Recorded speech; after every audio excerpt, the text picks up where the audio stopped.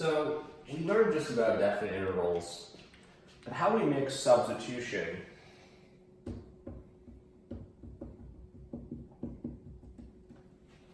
plus definite integral?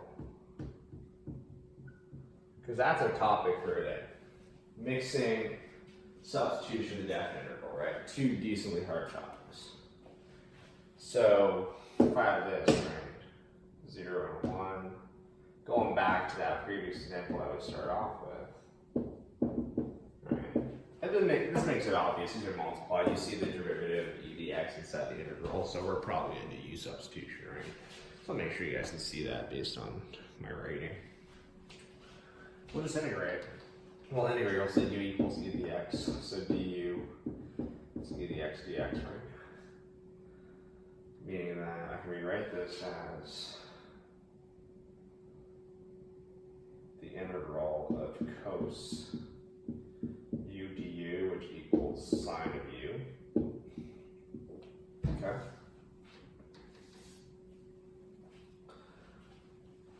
Now, here's the common mistake. People don't change their bounds because those bounds are with respect to x, but you've now changed the values to u. This is a common mistake, right? They'll try to do sine of 1 minus sine of 0. Common mistake. And it's absolutely wrong because those bounds, like I said, are with respect to x. And that's not the case now.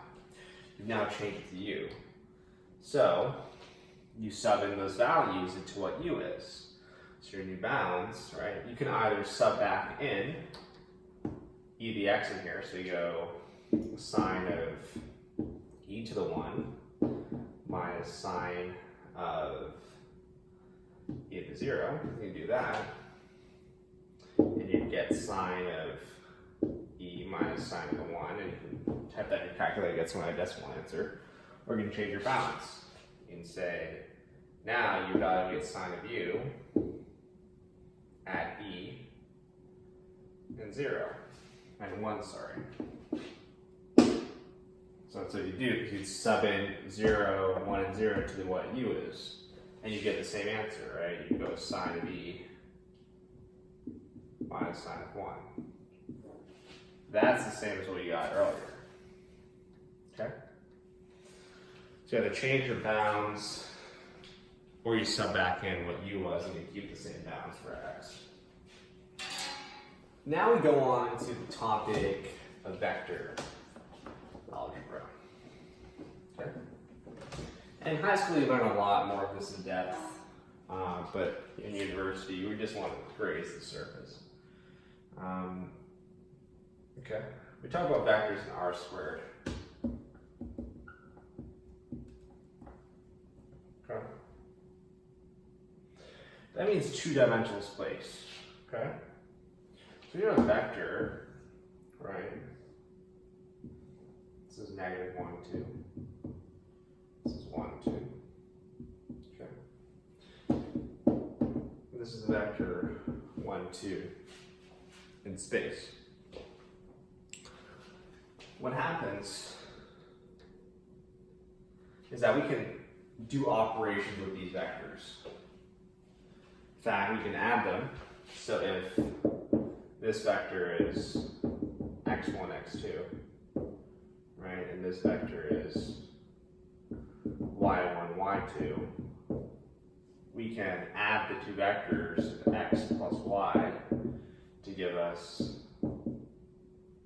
x1 plus y1, comma, x2 plus y2. We can do that with vectors. We can add them. Okay?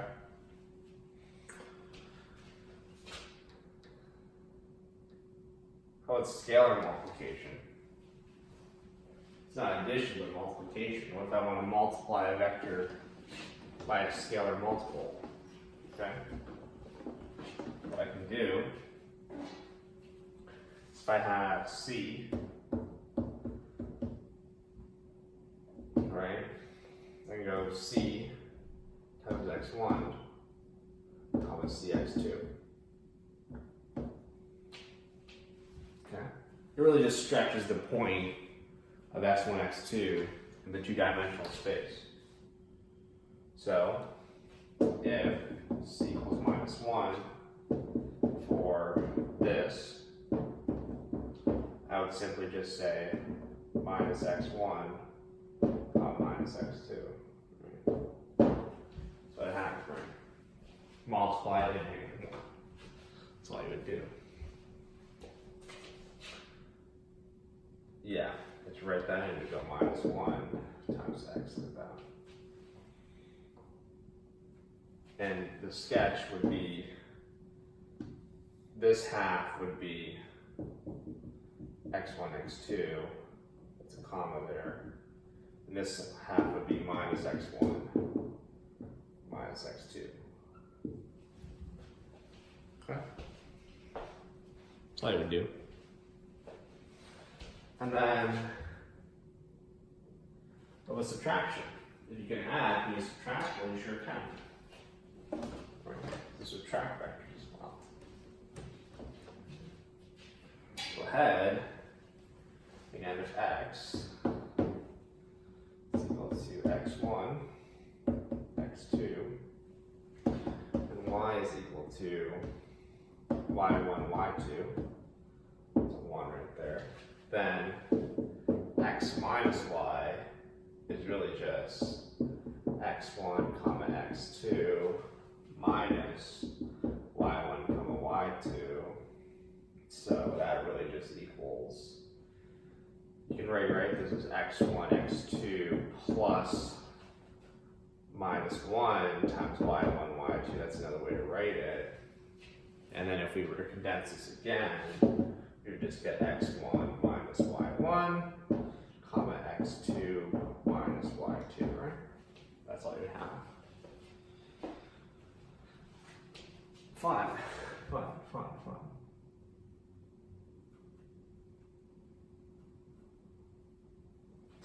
So if A and B are both vectors in space, it's in a two-plane, the direction from A to B is given by B minus A, or A minus B, which gives you the reverse direction. So if A and B are two vectors,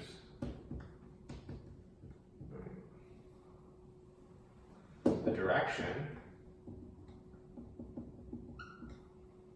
from A to B is just given by subtracting A from B or B from A. That will give you the opposite direction.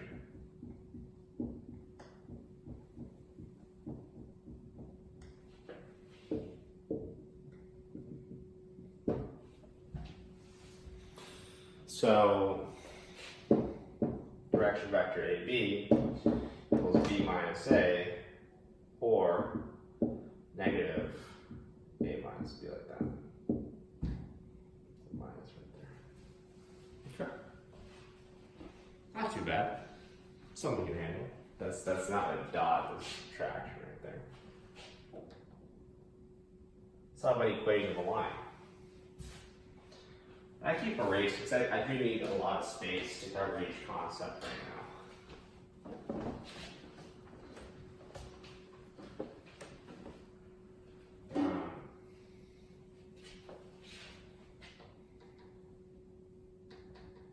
I'm talking about equation of a line. Right? We have the vector equation of a line, the parametrics, we have the vector equation of a line. And also the parametric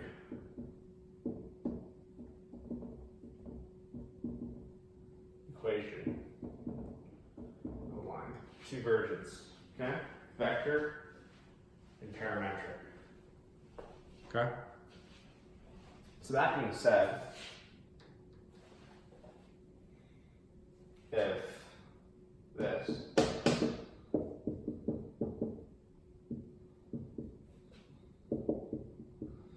given vector,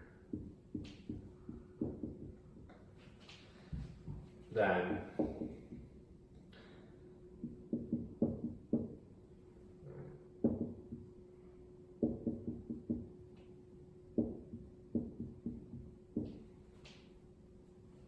T is the element of real numbers. What did you get? Nothing too bad.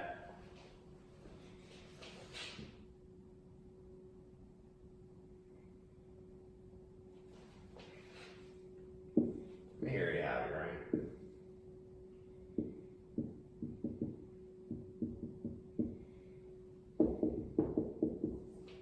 Right there.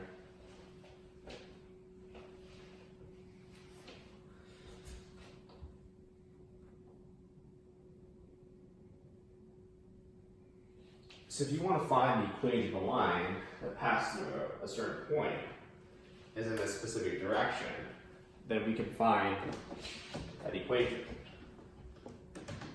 That in fact looks something like this.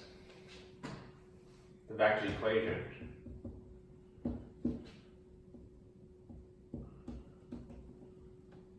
of a line looks like this.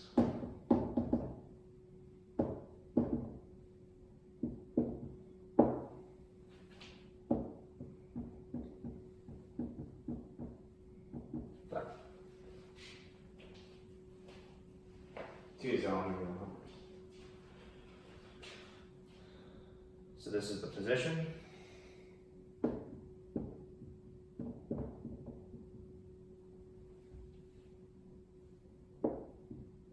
Direction vector.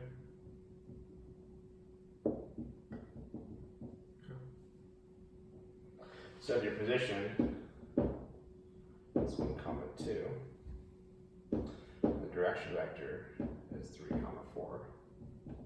What you have is 1, 2 plus 3, 4. Sure. And your equation, which is right there. So the parametric equation would just be this, kind of just like foiled in, well, like the components part of me. So you go x1, x2 equals, again, t, 3, 4. So you'd have, again, x1, x2 equals 1 plus 3t, comma, 2 plus 4t. Okay. Meaning that the x1 would just equal 1 plus 3t, and x2 would equal 2 plus 4t. Okay. That's what you get.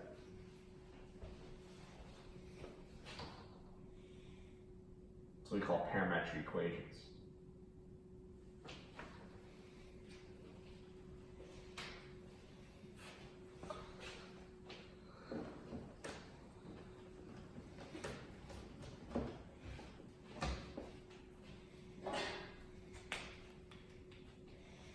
So if you have this,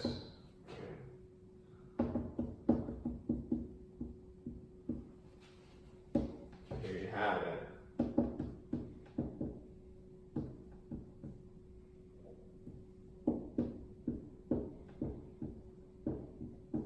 Then your parametric equations would just be, and we go away.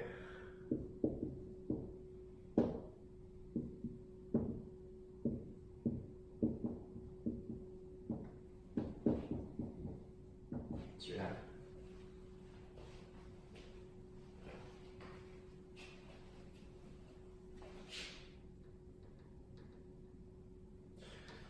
try some examples. So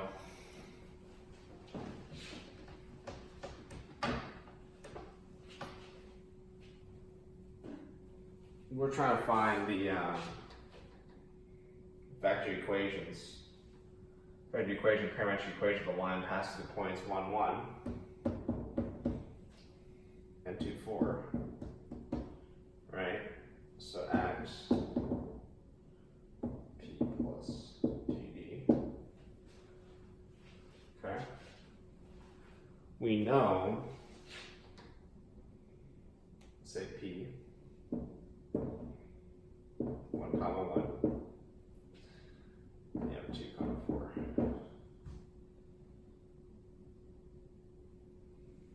So b and a are two vectors. The distance between them is b minus a. Okay. So we just go direction vector is 2 comma 4 minus 1 comma 1. This one we learned last time. We just subtract the x's, subtract the y's. Get 1 comma 3. Okay. So then your vector equation. Okay. Or the parametric equation would be x1 equals 1 plus t, and x2 would equal 1 plus 3t, given that t is the element of real numbers, of course. Okay. You could have had a different, you could have had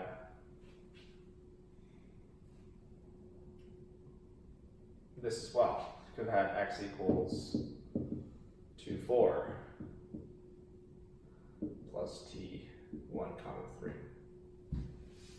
Okay, you didn't have to have 1, 1, you could have 2, 4 there. Okay. Likewise, could have had x1, put an or down here, x1 equals 2t plus t. The next 2 as 4 plus 3t. Could add that as well. Two possible answers to the same question. Okay.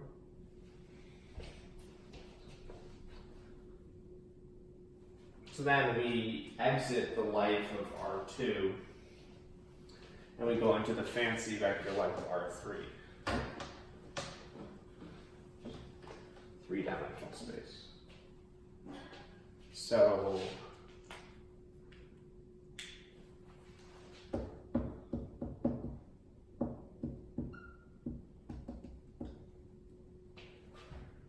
same idea. So now 3 points.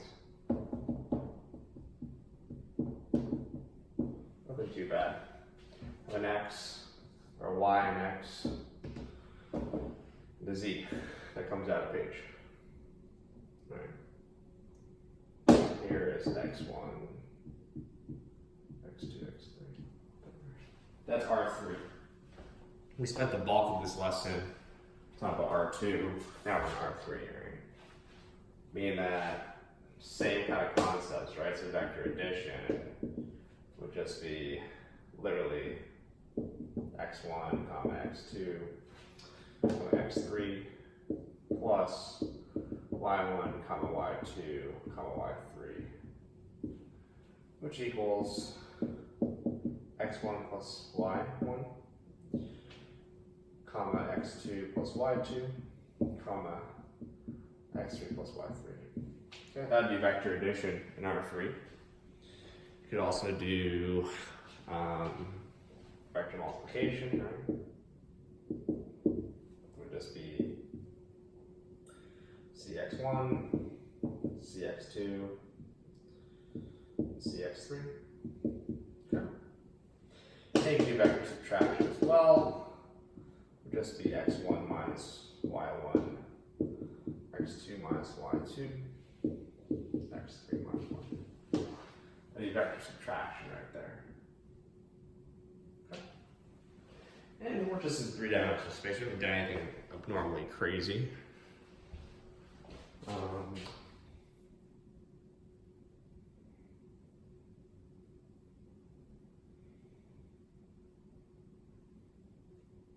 So let's talk about length of the vector and the dot product.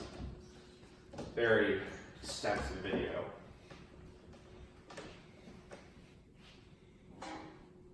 So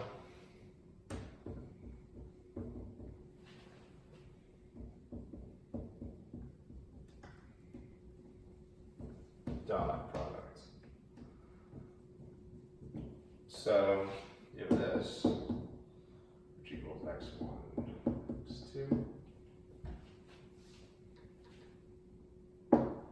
be a vector in R2, okay?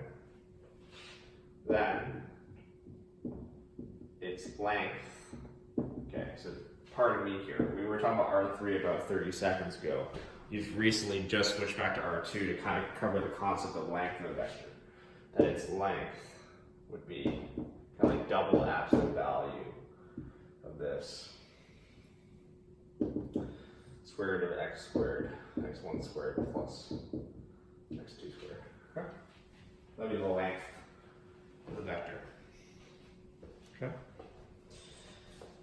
Which is that. Sorry here.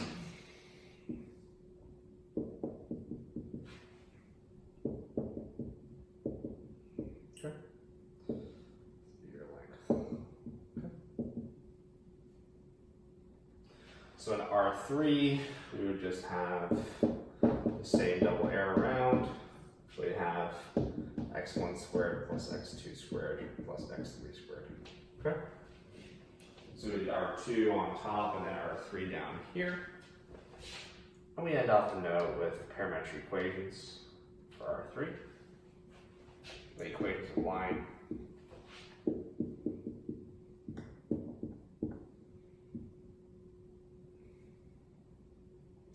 Let P equal the position vector or point of line, and let D be the direction vector.